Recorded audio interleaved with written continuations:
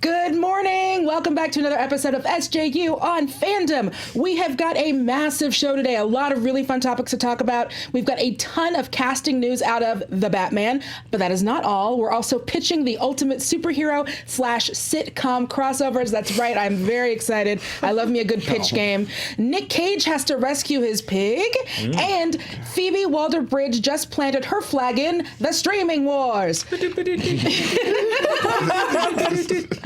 Good morning. I've got a great panel with me today. I've got Ed, I've got Emma, I've got Dan, I've got me. Because if I ain't got me, who else is gonna?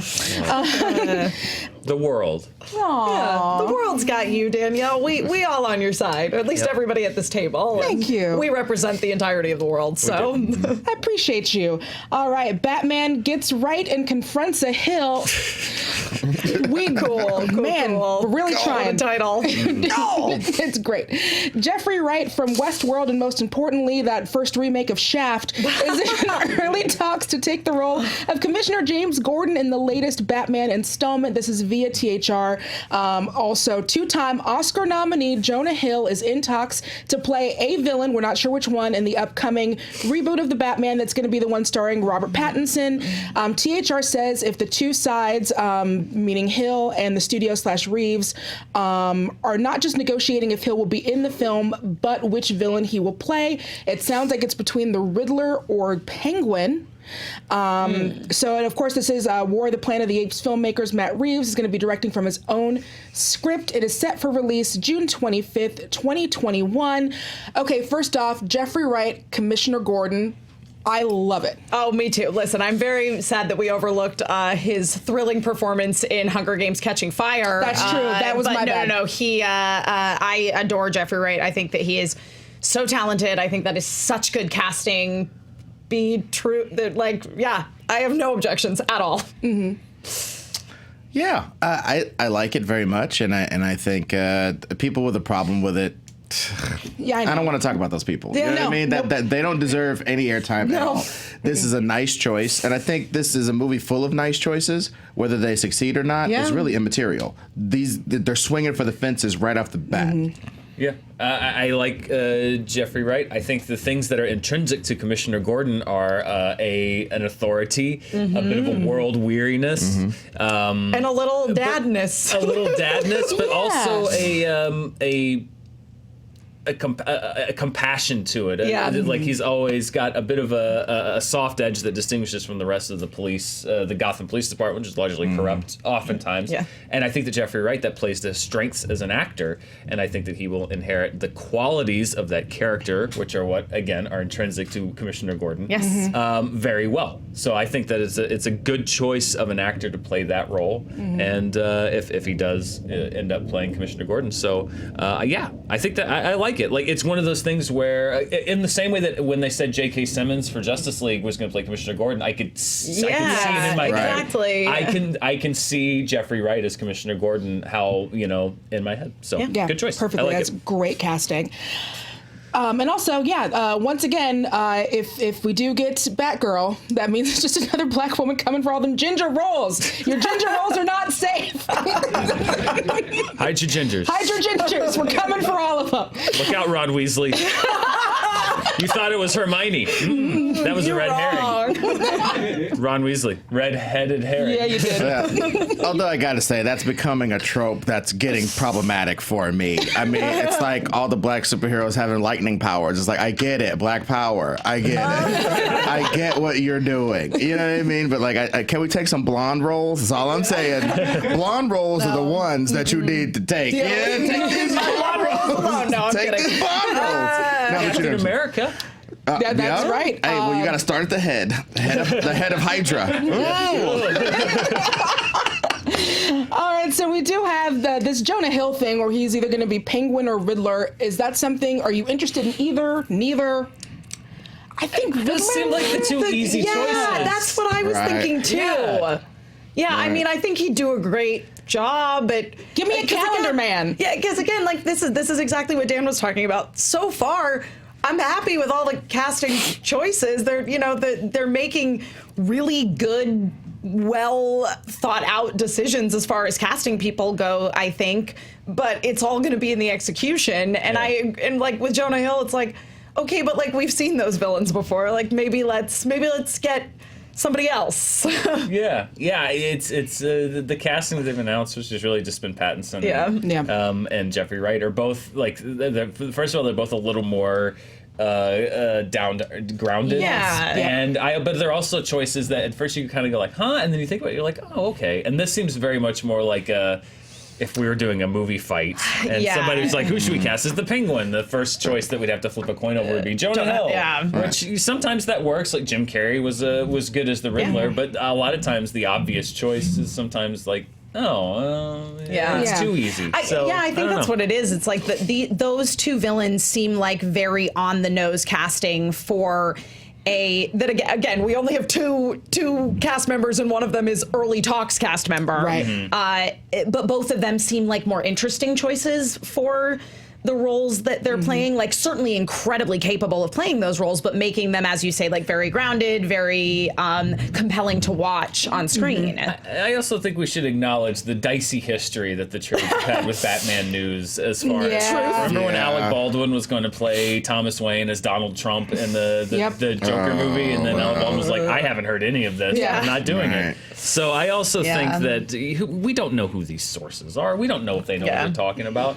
The idea of Jonah Hill in a Batman film, I do like. But the idea of just sort of a plug and play thing where you cast him in the most, what seems seemingly the most obvious role is to me is just like, I would like to see him take on something a little not quite as. We're also discounting the fact that this could be like Matt Reeves being super smart and being like, okay, he's going to play a low-level drug dealer named Weasel or something. Yeah. You know what I mean? He's just like, I'm Weasel, Batman!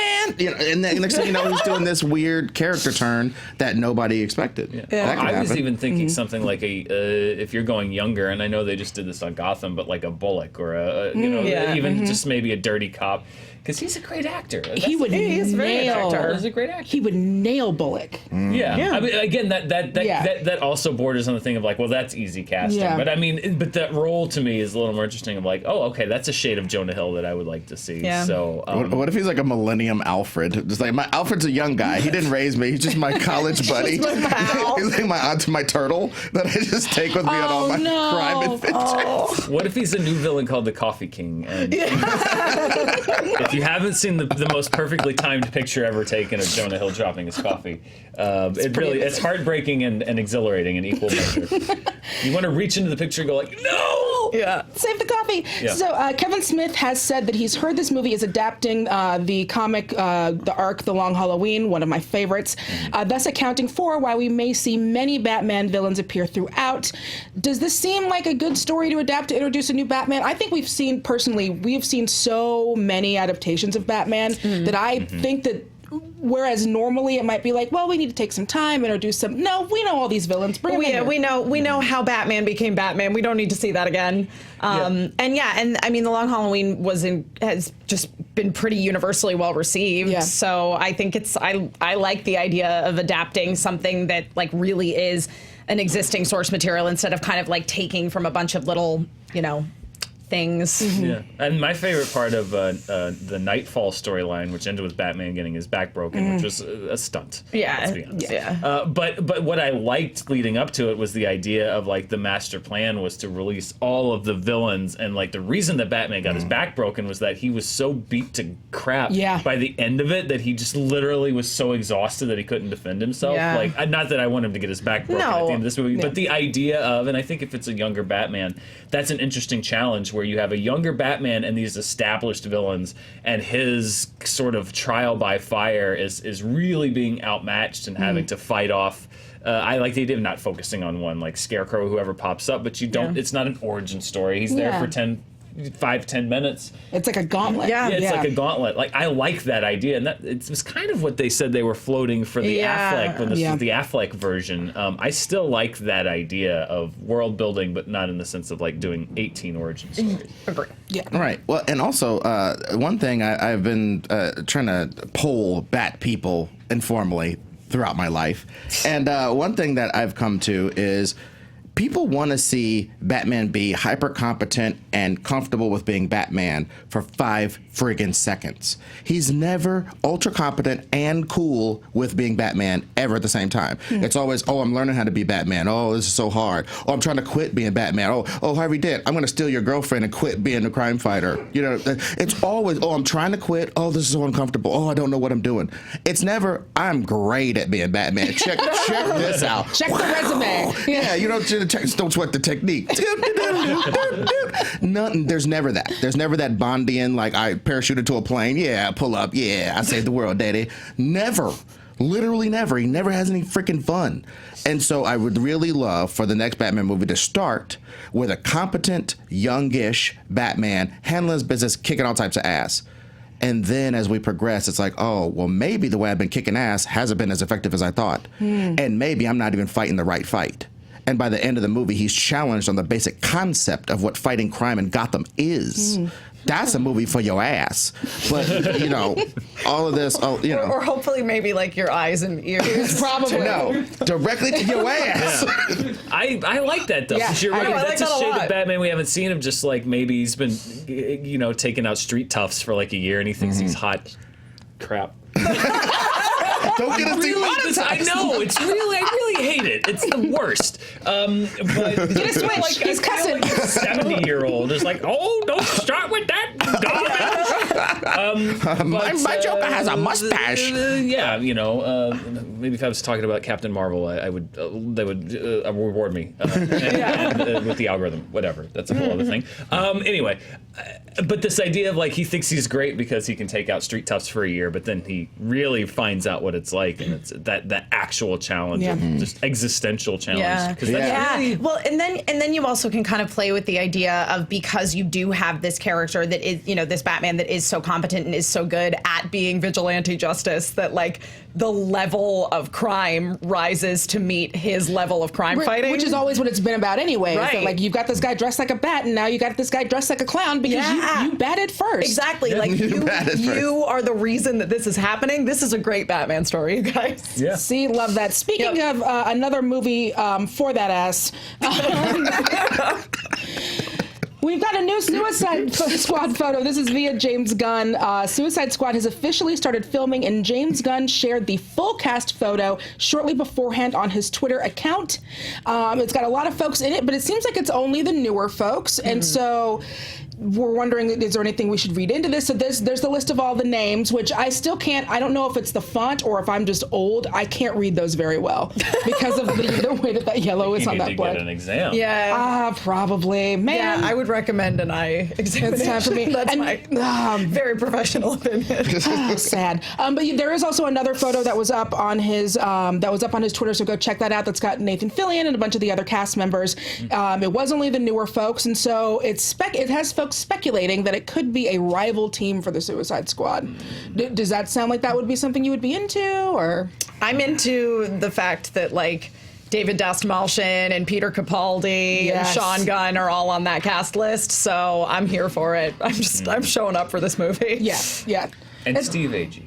And Steve A personal note. Yeah. Awesome to see him. so on that list. great. Yeah, being in LA comedy for years. Yeah. I've known Yeah. about Steve Agee since like 2004 or Yeah. something. Yeah. You know what I mean? So to see him get his the sun shines on a dog's ass. You know what I mean? I love that guy. He's great. So I love that he gets. It's such a great part. You know, the voice of what King Shark he's playing. That's the rumor. I don't think anyone's real nailed down in what the casting is going to be. James Gunn has said that some of it's right, but most of it's wrong. Yeah. Well, I mean, and the one thing is, if anybody can do a team versus a team without earning all that mythos, I think James Gunn could do it. And plus, most of the people are going to have short shelf lives. I think it's going to be that montage in Deadpool 2 for like 40 minutes until we get down to like 5 people to follow the rest of the movie.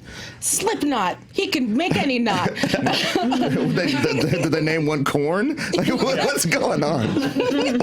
Ooh, story number 3. Batman v. Gunther, Dawn of Central Park. Warner Brothers released a really fun Super Friends / Friends crossover video for the 25th. I'm reading copy. We know how I felt about it. It wasn't my favorite. I was going to get there. It was fine. It existed. The idea was not terrible. You know, and they got Gunther back, and who knew? So who knew he was available? But that did get us thinking.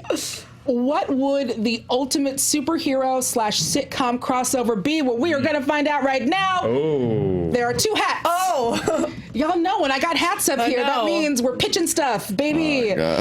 Yeah, baby. I'm sorry, Ed. You started it. This appropriation will not stand. I took it from Teddy Savalas and 40s Gangsters, and it's mine. No, go ahead. All right, so everybody pick one from this hat. Okay. Oh, sorry. It's okay. No, this is One of these is going to be a superhero right. and one's going to be a sitcom, I see. Okay, I'm sorry. I'm trying to just get one. Okay, cool. Okay. I love that one of our hats is the previously on X-Men hat, Okay. courtesy of our friends, the Lee Wolves. All right, I'll take Our one. close personal friends. All right. Two. And this one. It's All kind of right. covered, so I don't want to see. Okay. Okay. All right. Got it, too. Got her 2. Oh, Ooh. Whoa. Okay. Dan, you seem excited. You seem like you got something for me. I am Okay. so excited Okay. because Okay. oh my God. I have Golden Girls, Oh, yes. one of the best sitcoms Ever. True story. and Blade. I mean, come on. First of all right. This is great. Yes, it stars Wesley Snipes. He plays all of the characters. Ooh. He is all of the Golden Girls. The twist being that they live in Florida, but they can only come out at night. So what do you do when you live in the Sunshine State?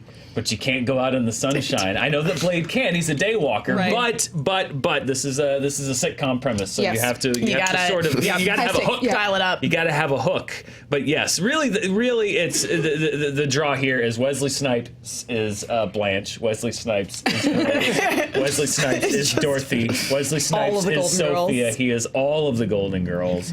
They are all also daywalkers that fight crime together at night And then celebrate by eating cheesecake. and then celebrate by eating cheesecake on the lanai. It's perfect. Amazing. Yes. Perfect. Amazing. Ed, what do you got for Golden me? Ghouls, by the way. Yes. Golden Ghouls. Thank you. Oh my God. Can I pick another character? Nope. That's not the way it works, Ed. I know. Okay. Well, I got Happy Days Oh. and Spawn. I see Yeah. why that's challenging. I can see the challenge. of Well, that. I mean, Yeah. and it just makes my mind go to all these dark places because I think Fonzie was having a street race with a young Al Simmons, and he did some shady jump over the shark stuff and made Al Simmons crash and die, but Al Simmons was not done. He came back as Spawn.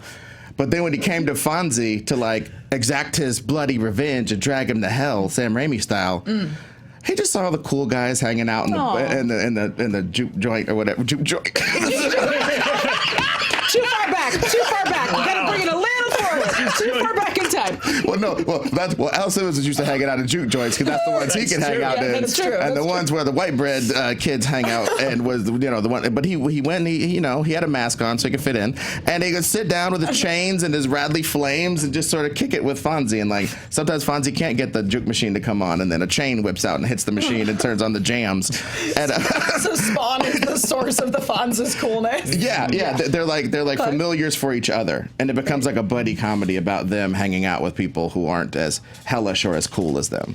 Very nice. Fonzie! Hey! There you go. That's your name. All right.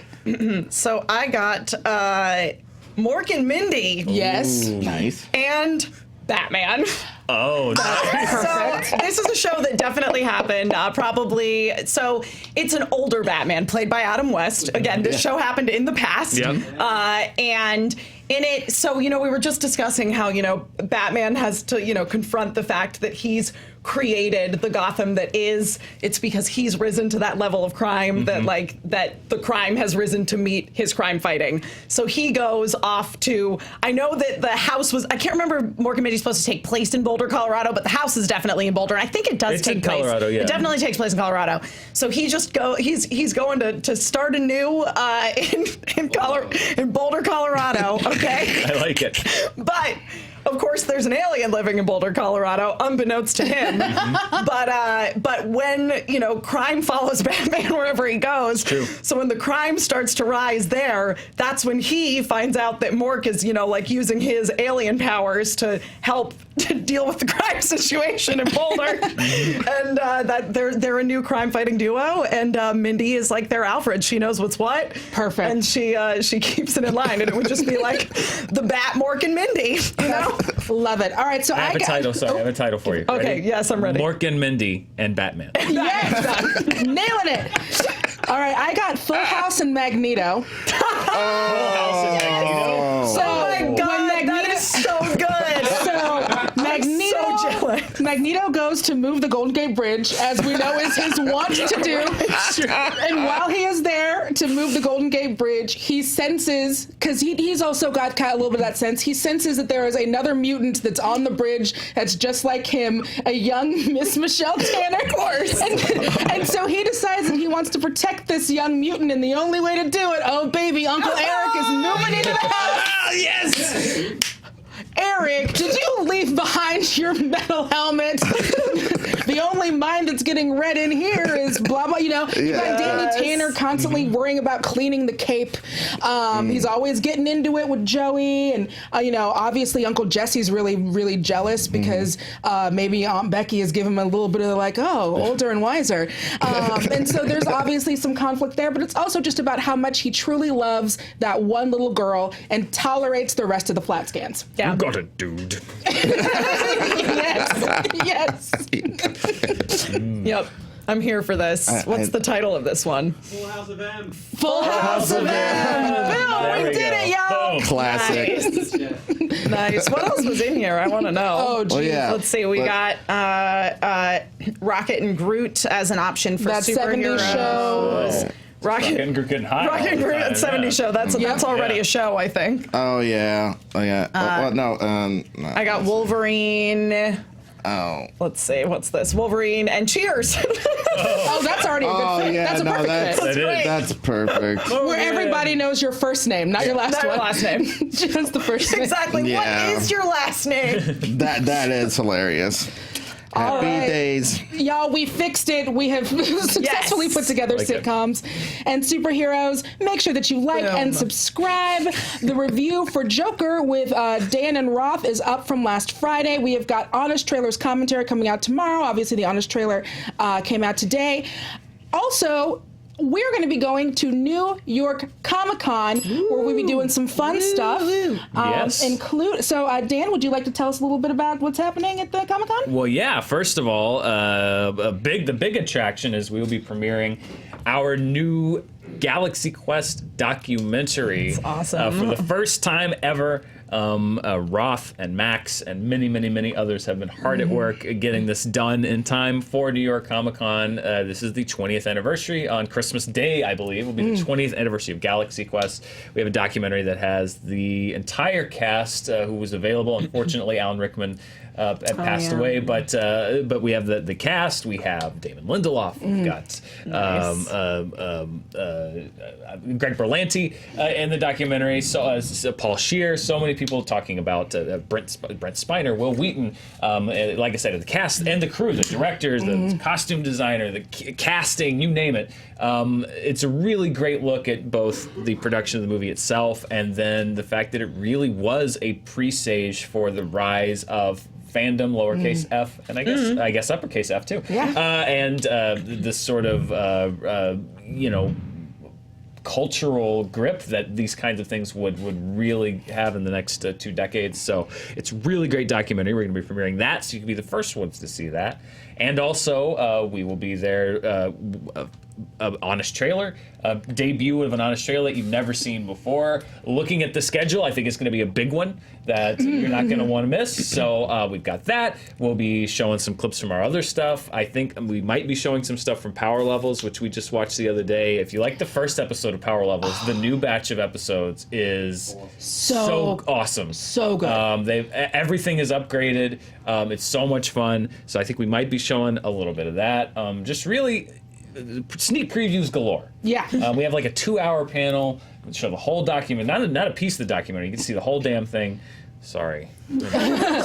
That's right. Come get your peek sneaked. Yeah, also, there's going to be role-playing a human. You can join Fandom, D&D Beyond, and guests to discuss the impact that tabletop RPGs have had on their personal lives and careers, and how role-playing has helped develop attributes even more important than strength, empathy, cooperation, and tolerance. And on that panel, you're going to have a Joe Starr, a Brian Posehn, one of the McElroys. So go and check that out. That's going to be on Thursday, October 3rd, starting at 12:30 in room 1A21. All of the info for this is going to be down in the description below. I should mention, our panel is Saturday night at 8:30 in room 1A10 at the Javits Center. Javits. And tell them to, if they want info about the doc. If they want info about the doc, do that link. In the description. Put in your name and email address, and you'll find it. If you can't go to Comic-Con, hit that link and put in your info. So you can find out about where the doc is going. There's thank you, Ryan. There's a link, in the description below. If you can't go to New York Comic Con, that is not the end of the road for the Galaxy Quest documentary. No. I know that Roth is hard at work at securing some really potentially great venues for you to see that. So if you would like to, you can put in, I think, your email address, and you can be notified when you can see the Galaxy Quest documentary.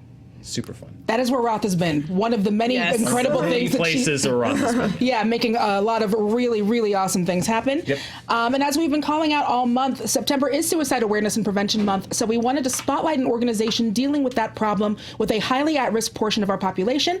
StackUp brings veterans and citizens together through a shared love of video gaming. StackUp serves U.S. and allied service members, veterans, and civilians to assist in crisis intervention, suicide prevention, and issues concerning mental health through gaming and community. Visit StackUp.org for more information. In particular, they have a lot of different programs within that organization, but the StackUp Stop program are folks who are trained and certified specifically to assist in crisis intervention, suicide prevention, and issues concerning mental health. They provide peer-to-peer mental health support for veterans and citizens alike 24/7 through the StackUp Discord server. And we've also got more information about that below if you would like to check that out and get more information as well. Next, Nick Cage has to save his pig. Nicolas Cage. I'm already on board. Nicolas Cage wants his pig back in Pig, which started production Monday in Oregon. The film, which Michael Sarnowski will direct from his own script, will also star Alex Wolff from Hereditary. Cage is producing, and he will play a truffle hunter living alone in the wilds of Oregon. When his beloved foraging pig is kidnapped, he must journey into Portland, scary, scary Portland, and his long-abandoned past to recover her. I don't know if that is the pig. Oh my God. But that is certainly a pig. It is a pig. Producer's note. So, Mandy, but a pig? Dope. I love this quote, and I have to read it before we move on. Okay. What began as a very personal project has transformed into a labor of love for so many talented people, said the writer Sarnowski. I am thrilled for all of us to be bringing the strange world to life. Did he lose a pig? I was just about to say, is this a secret biopic? I was just a biopig. I was just looking up. I was just looking the director up, and he's done shorts and TV. But this is the first feature film. And yes, this seems like perhaps he was driven by some kind of Taken situation. Yes, but it's just involving a pig. My pig has a set of skills, and I need them. Journey into Portland. That's like, that state is not that long. That's like a 2-hour drive at most. Portland is like the least threatening. Yeah, exactly. It's like a protest going on. From a certain point of view, it is, because all them damn woods Bro. Yeah. That's a bunch of woods. There's a bunch of stuff that could go down and off in those woods. Like, and it does. Like 5 minutes, you walk off a trail, and 2 minutes later, you're in primordial America. Yeah. You know what I mean? I guess, I could see the journey through the woods to get to the city potentially being perilous. You sell truffles, but you ain't got no car anyway. Right? They're expensive, aren't they? Yeah. Well, they might have, taken this pig farther into the woods, up a mountain. We don't know. Maybe it starts in the city. He's walking this pig. It sounds to me like they've put this pig in the city. A pig in the city? It's like a babe in the woods. Yeah, see, I want to see Babe in the Woods and Pig in the City. I want both. Pig in the City. Yeah, I want to see both. I want to see both of them. That'll do, Pig. And up next, told you this is very find my pig. Put the pig in the basket. Truffles. I could eat truffles for hours. I'm gonna take his hooves. Sorry. No, please. I could do. Literally could do this all day. And next in our next segment in the streaming wars. Hey,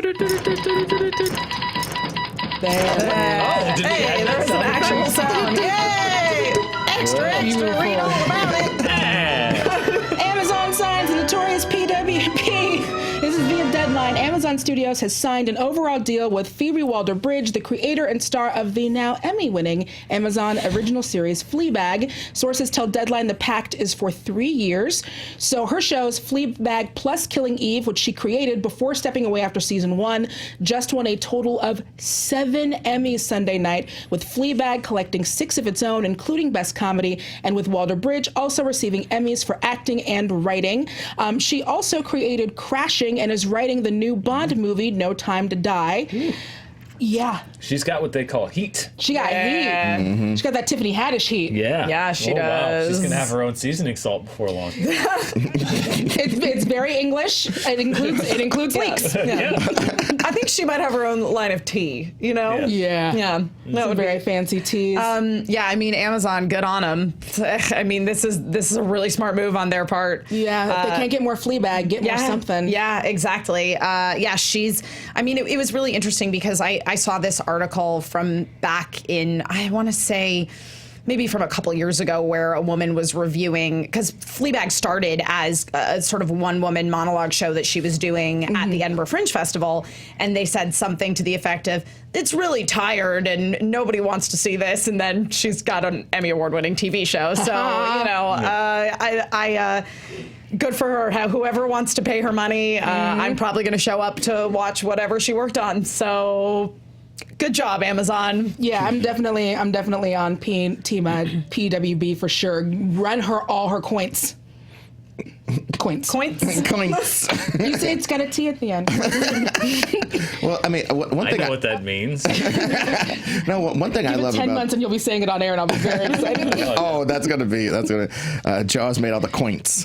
But I really feel like I love that we're getting it. We've always been in these guys business. Yeah, you know what I mean. Everybody wants to be in the this guy business or that guy business. Now Netflix is like, I'm in the Shonda business. Yeah. These fools are I'm in the PWP business for these coins. I see that and I love it because it's acknowledging, and I'm not trying to be super SJW, but there are other perspectives. Yes. And lots of people like them. So get in that business so that you can serve those people. It doesn't matter if the Mountain Dew lobby doesn't like it. It doesn't matter. No. Let people have their stuff. Well, and people show up for them. If you're serving it and you're doing it well, not everybody, some people don't like chocolate ice cream. I don't know who these people are, but they exist and they would rather have pistachio, and so they made pistachio for those people. Exactly. The Mountain Dewers can be very extreme, but I think... You are on one this morning. We also also have to keep in mind that some people like tea and other people like water. Yep. Some people like. I hate fizzy water. Don't like it. I think it tastes like flat Coke. But there's a lot of people out and flat flavorless Coke, which it kind of is. Boom. But there's a lot of people out there that like fizzy water. Yep. So I'm not gonna yell at you for liking fizzy water. I'm just not gonna drink the fizzy water. Yeah. I'll drink my flat tap water, which I'm sure the fizzy water people think is not good. And whatever. I'll just be over there with my non-fizzy water. You can have your fizzy water, and we can talk over our non-carbonated water. I like both flat water and fizzy water. You know what I mean? Like, it's possible to like. And also, things. everyone should drink some kind of water. It doesn't matter if it's flat or fizzy. Please drink water. The overriding message being hydrate. Hydrate, everyone. What if I drink a Mountain Dew Extreme water? It's just water with caffeine. Just occasionally, you have to drink actual water. Yeah. All right, and so finally, we wanted to make sure that we brought this up. This is via the New York Times. Rest in peace, Sid Haig, a Hollywood character actor who for more than 50 years has played thugs, villains, and most famously, a psychotic clown named Captain Spaulding died on Saturday. He was 80. He was awesome. Let's talk about it. Yeah. I mean, I have to admit, I'm not very familiar with Sid Haig and his work, but I will say with Captain Spaulding is one of those characters in recent horror films that even though I have not seen the film that character is from, I know who he is. Yeah. And that, I mean, I think that is one of those things that it really shows how remarkable you can make a character when it breaks out of a genre, so that even people who haven't seen the movie, like, well, I haven't seen the movie, but I know that character. And that's really rare, and that's hard to do. Yeah, it's absolutely true. And I think that, with people like Sid Haig that are playing very much those characters, that the actors don't always necessarily get the recognition because so much of it is about like the creature or the over the top sort of character that's not necessarily grounded in humanity, but like acknowledging that in of itself is a completely separate skill set, and it's something that he did extremely well. Yeah. Well, and it takes a lot to play heavies throughout life. Yeah. Because when you're young and you're muscular, that's one sort of heavy. Then you can get older and grizzledy, and it's like, oh, wow. And so he maintained an appeal throughout basically his entire lifetime. I mean, I used to see him on Dukes of Hazzard episodes. Yeah, he was on like Mary Hartman, like. Yeah, you know what I mean? He'd be choking out Remington Steele one day, and then go be on, and used to be in blaxploitation. So blaxploitation to do this to that, to, so many genres across. Like it's like Robert Forster or something. Like these like people who are actors forever. And it's for me just the perfect level of fame. Oh yeah. I was thinking can still go to the grocery store fame, but if he shows up at a convention, everyone's gonna lose their mind. Yeah, absolutely. Just a real that's. You know who has that right now? That is such a life. You know who has that right now? Kevin Grievous. He does voice stuff, and he wrote Underworld, and he was one of the Lycans in Underworld. He's just a big, huge guy, but like when he's out of makeup or whatever, just walking around. People don't know. Yeah, like that, I bet you. And I saw him at a comic book store, and I was like the only person who recognized him, and it was like that's the fame. And Sid Haig could do that, but then people would be so effusive over him, like Quentin Tarantino or some type like that would be like, I love you, I love everything you did, and like Rob Zombie, and Rob Zombie. People who are like real exploitation directors who understand that when we ain't got no budget, we need some faces. Yeah.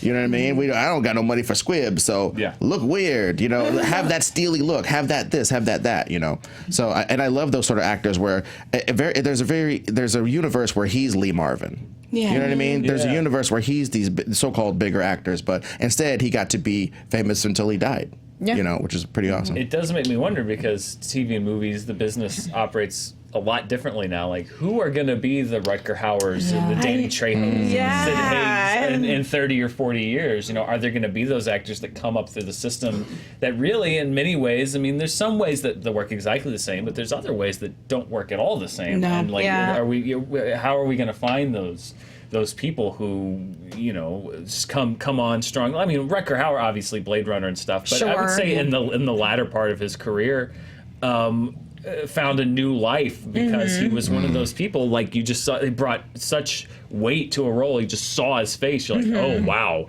How are we going to find those actors? Yeah. I don't know. Presence. That's true. Presence, baby. That's what he had. So, R.I.P. Sid Haig. really awesome. Yep. And I'm glad that we could, and just, I always say give people their roses while they are around, to see them and enjoy them. And I know that he definitely got his roses because I know that he's got a lot of fans out there. So rest in peace. And thank you all once again for joining us on SJU, and we will see you tomorrow. Bye.